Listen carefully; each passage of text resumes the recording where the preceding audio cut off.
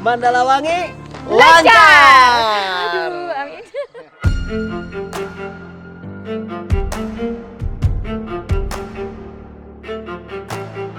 Hari ini aku berkenalan dengan Gunung Mandalawangi via Mandalasari. Kenapa aku mau ke sini? Karena ini adalah penutup aku untuk menyelesaikan Seven Summit Bandung Raya. Nah, selain itu aku juga stres kantor sih, by the way. But anyway, jadi aku tuh senang banget karena ternyata di awal pendakian itu tuh semuanya tuh terbuka. Jalur pendakiannya itu tuh awal-awal dari base camp itu kita akan masuk ke perkebunan warga lokal yang dimulai dengan kebun kopi, dan itu tuh nuansanya tuh terbuka. Di situ tuh kamu bisa melihat gunung-gunung yang ada di sekitar Gunung Mandalawangi seperti Gunung Guntur, ada Gunung Masigit, dan itu akan semakin tampak jelas setelah kamu mulai memasuki pos 2 yang vegetasinya bentuknya adalah hutan pinus, dan di situ banyak banget guys monyetnya.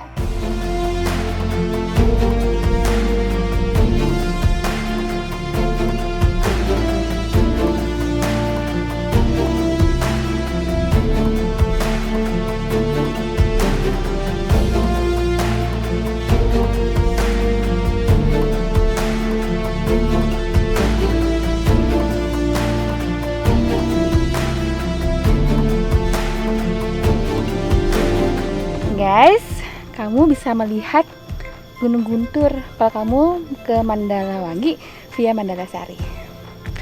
Pengen ke Gunung Guntur tapi cagar alam jadinya.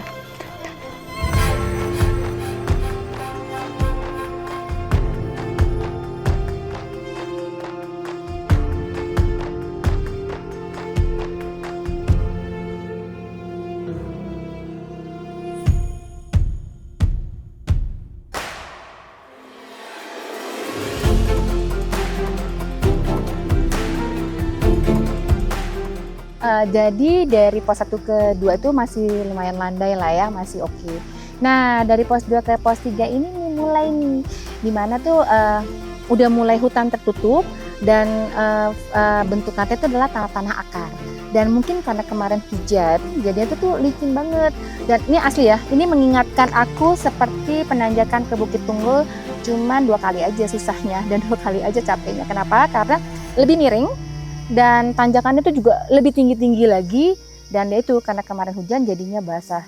Untuk rute ciri khas gunung-gunung Jawa Barat, technically dengan tanah gembur, tanah cadas merah, kalau kena hujan licin. Sisanya selamat datang di Gunung Jawa Barat.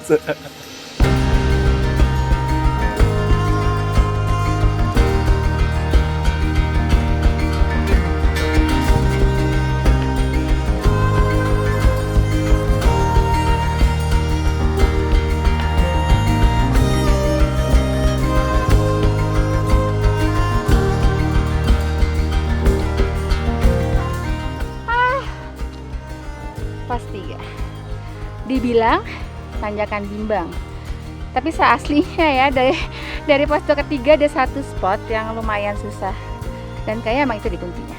Percaya diri dan tanjakan, kamu tuh mau pegang tangan atau pegang tangan pokoknya mesti firm.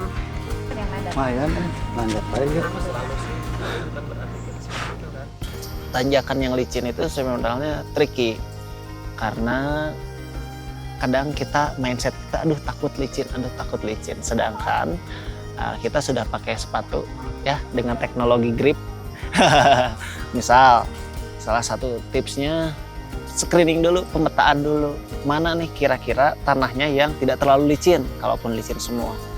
Setelah itu kalau teman-teman bawa trekking pole, usahakan trekking pole-nya dulu yang kuat, itu bisa buat pegangan. Yang ketiga, langkahnya diperkecil dan langkah pasti. Yang keempat, jika gradiennya terlalu curam, teman-teman bisa di-zigzag saja jika memungkinkan, atau lokasinya cukup luas nih, zigzag saja seperti itu. Dan yang terakhir, latihan juga. Leg day.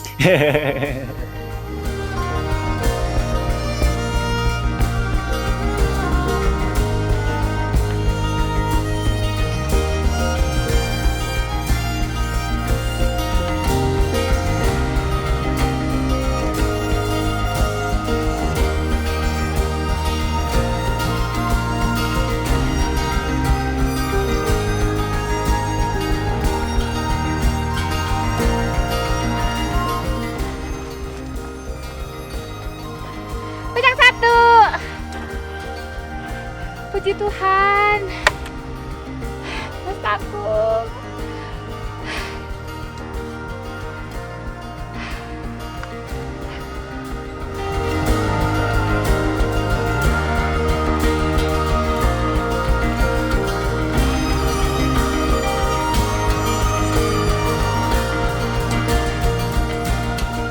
Trek dari puncak 1 ke pos 4 asli enak banget. Tanahnya juga kayak nggak keras, tertutup sih, pokoknya enak deh. Banyak landainya, tepatnya itu juga sih. Lanjut.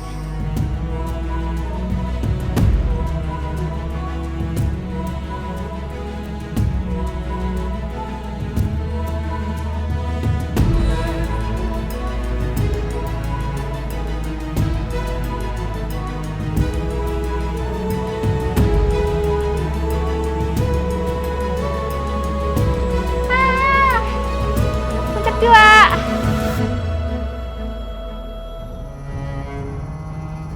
Oke, dari puncak 1 ke puncak 2 tuh sebenarnya kalau menurut aku tuh treknya tuh enak banget dan banyak banget landainya. Jadi menurut aku tuh aman lah ya. Cuman dong, begitu nanti puncaknya itu dari puncak 2 ke puncak 3, oke, mulai lagi tuh dia modelnya tuh menurun, turun dulu, terus habis itu naik lagi.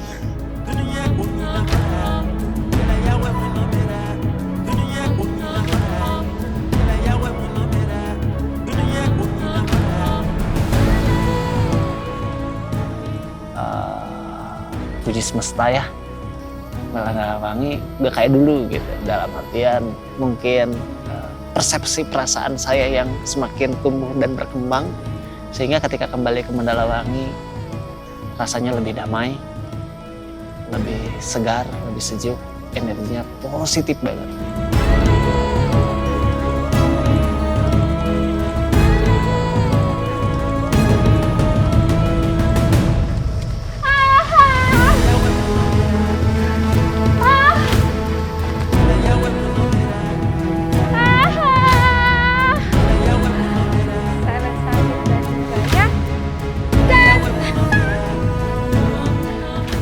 Asli, aku benar-benar berterima kasih kepada Gunung Mandalawangi. Aku berterima kasih kepada Tuhan, kepada Kang Ucil, Kang Gareng, dan Coach Fajar yang nyempetin waktunya untuk nemenin aku menyelesaikan summit Bandung Raya dengan kondisi yang sangat-sangat mendukung.